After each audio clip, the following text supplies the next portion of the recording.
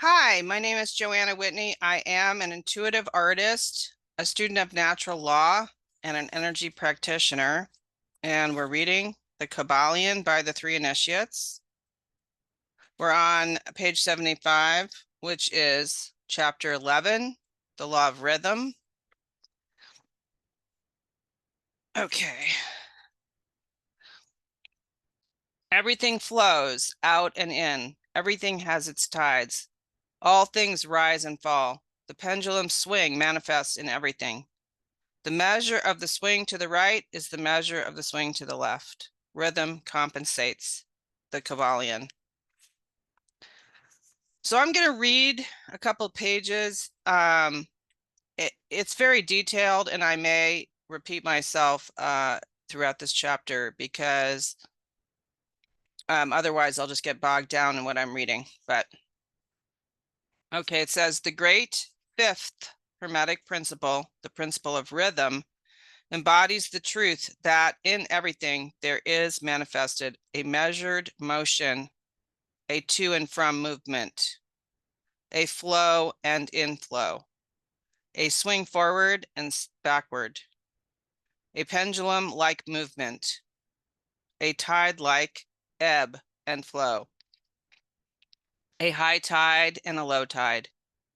Between the two poles manifest on the physical, mental, or spiritual planes. The principle of rhythm is closely connected with the principle of polarity described in the preceding chapter. Rhythm manifests between the two poles established by the principle of polarity.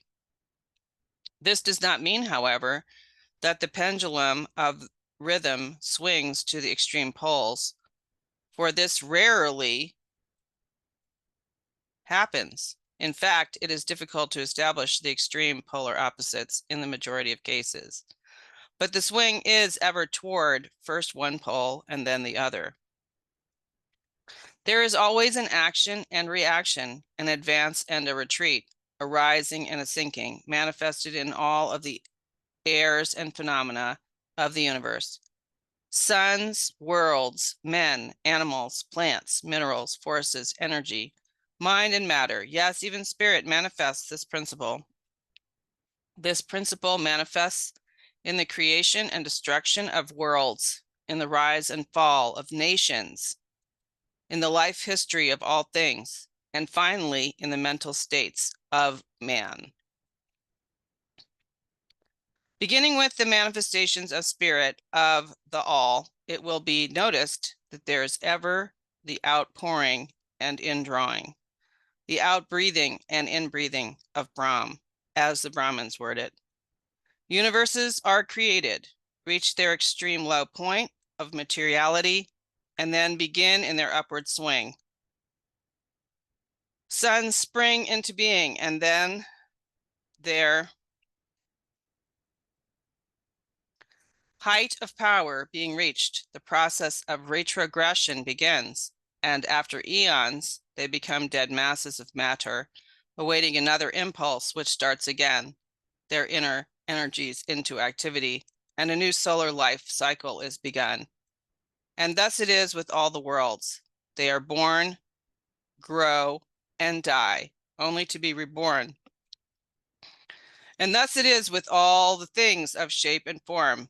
They swing from action to reaction, from birth to death, from activity to inactivity, and then back again. Thus it is with all living things. They are born, grow, and die, and then are reborn.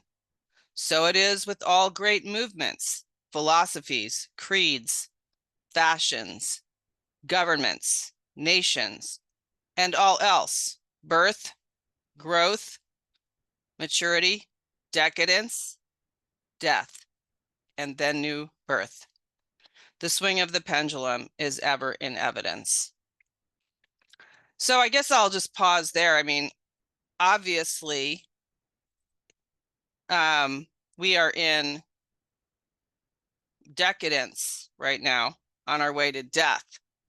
And whether that was incubated by an outside force or whether it was the natural rhythm of the nation or all nations. It does seem as though it is being incubated by outside forces into a satanic society of decadence. But it could just be the natural procession of events. And it could be that it couldn't have been avoided. I don't know that. I don't know. But what I do know is that just because that is happening externally, and it is a natural force, the force of rhythm, the law of rhythm, it doesn't mean that I have to go with it. And that's what's going to be talked about later on. But I'm going to talk about that in each time I read a portion of this, because me personally, I don't want to go into decadence with everybody else.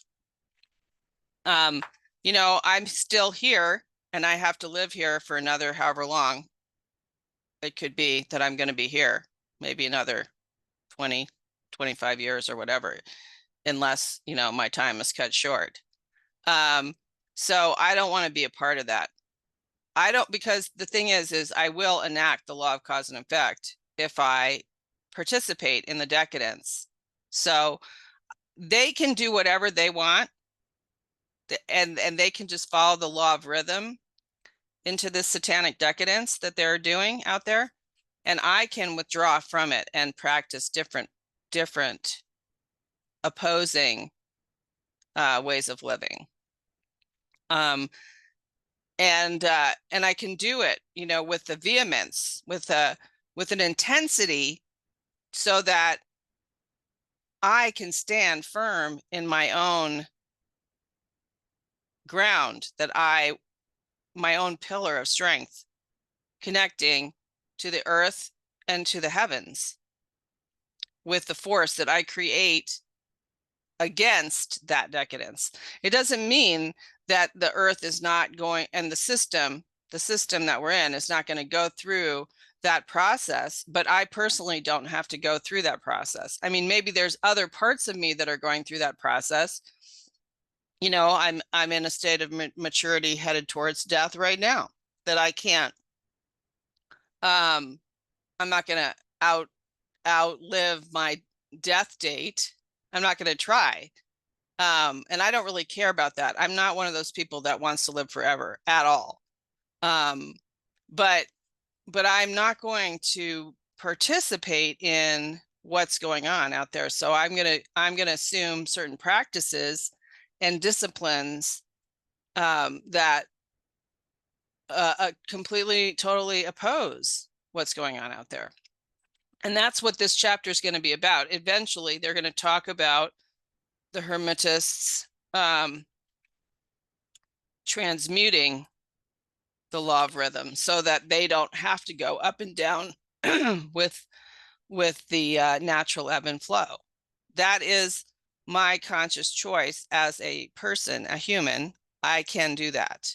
I can choose not to participate and take action against it. And there's all kinds of ways. Like I could even utilize certain aspects of the law of rhythm, like breath. I can cultivate breath. I could do a breathwork practice that would put my rhythmic experience in a completely different rhythm as that of what they're doing out there. I could embody the microcosmic orbit meditation by Montauk Chia. I could do an inner smile meditation. I could do all kinds of things. I could practice, I've mentioned before, qigong or yoga. I could decide I'm going to do a disciplined yoga practice. And anything like that I do is going to give me another level to be on, that's going to, where I can rise above the rhythm that this system is going through right now. And that's what I'm going to do, you know, because I don't like it. I don't like this. I mean, many people are participating in decadence right now. And they can, But the thing is like all the other laws are going to come into effect. Like if I'm practicing asking for forgiveness rather than asking permission, which is what is being perpetrated out there, which is basically trying to get away with stuff, lying, cheating, and stealing, and trying to get away with stuff, there's going to be an effect that's a cause, and there's going to be an effect. I'm going to be reaping what I sow, and I don't want to do that. I don't want to sow that kind of negativity and then reap the negative rewards of that just because the system is going through decadence. It's not like I'm going to get away with it. It does seem like people are getting away with it. I'm sure it seems that way, but what's actually happening is that life here in the system is degraded to an extreme. I mean, just look at our architecture. Look at the architecture of the new buildings being built and how ugly it all is. That's what they do when they're bringing in socialism, is they create really ugly architecture, and they try to make the environment as ugly as possible so that people will resort to more decadence, more drinking, more drugs or whatever, to counteract how depressing everything is. Well, you don't have to do that. Just go in nature. I'm sure, and they're going to try to control that too, I'm sure, but I don't think that they will be able to control those of us living by natural law. Living by natural law and morality affords me advantages that other people don't have. And I will also add that I pray, like I've said before many times, like I will pray about how to do this. And I will ask for the strength to continue to do it. I will ask for the willingness, because another thing I've heard from other people out there is that they're finding it impossible, or they're finding that they're in extreme resistance to taking any action that will help them. Like they find themselves stuck, which is part of the systematic rhythm that we're in right now. But if you pray, you get extra supernatural power that will overcome this this decadent influence. That's what I find anyway. So that's all I'm gonna say for now, and we'll pick up next time on page 76.